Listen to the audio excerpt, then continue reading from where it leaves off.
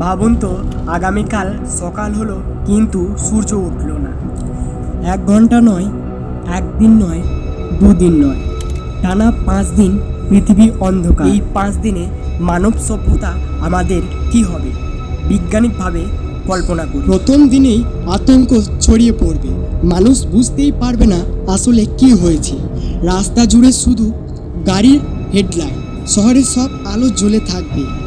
Social media আর news একটাই প্রশ্ন, সূর্য কোথায়, সূর্য কোথায়। দ্বিতীয় দিনে পৃথিবীর তাপমাত্রা কমতে শুরু করবে, আর তৃতীয় দিনে বিদ্যুৎ, জ্বালানি ও খাদ্যের উপর প্রচণ্ড চাপ পড়বে।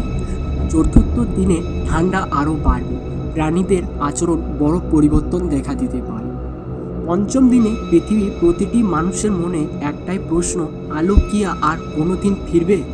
আর ঠিক তখনই যদি সূর্য আবার দেখা দেয়, হয়তো মানবজীবী বুঝতে পারবে প্রতিদিন সেই সাধারণ সূর্যটাই ছিল পৃথিবীর সবচেয়ে বড় আশীর্বাদ। তোমার কি মনে হয়, যদি সত্যি টানা 5 দিন সূর্য না ওঠে তাহলে তুমি প্রথমে কি করতে? কমেন্টে জানাও। এমন আরও ডকুমেন্টারি স্টাইলের ভিডিও পেতে চ্যানেলটি সাবস্ক্রাইব করুন।